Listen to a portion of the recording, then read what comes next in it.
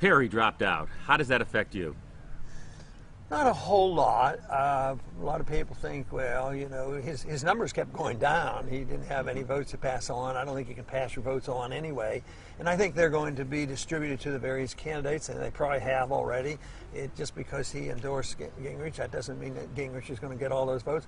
And I think I'll get some of those votes. You know, people, you know, saw him as a fellow Texan, and I just think that I will get some of those votes. I think you will too. So I think we'll have to see, because I think it was hard to predict what would happen when Kane got out, but our polling showed that we jumped a bit after Kane got out, and we picked up some of those votes. Talking about Kane and taxes, which was his big issue. I mean, he came out with a major plan, whether it worked or not.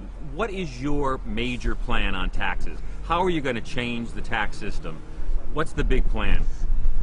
Well, I try to get people to think of spending as a tax, because once the government spends money, they're going to tax you whatever. They're going to have you a direct tax, they're going to borrow the money, or they'll print the money, and all is a tax on the people. So spending is the issue. But if you want to look at the tax code, the simpler the better. Well, what do we do specifically? Well, can I pin you down? I mean, my goal is to get rid of the income tax. You know, I don't think we need an income tax. We didn't have it up until 1913, but you have to change. We all have to change our attitude about what the government should be doing. If we want the government to run a welfare state and police the world, you're going to have an income tax and a lot more, and you're still going to have to print money and borrow money.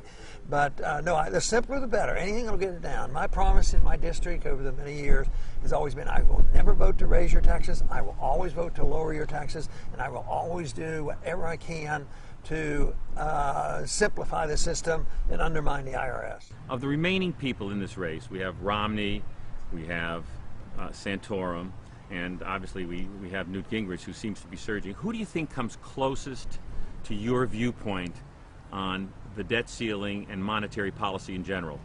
Well, I don't think anybody's anywhere close, because I think they're all together. I don't see a whole lot of difference, you know, among the other ones. Even when it began, I used to say that the other six, the other seven at times, they represent, as far as I'm concerned, a status quo.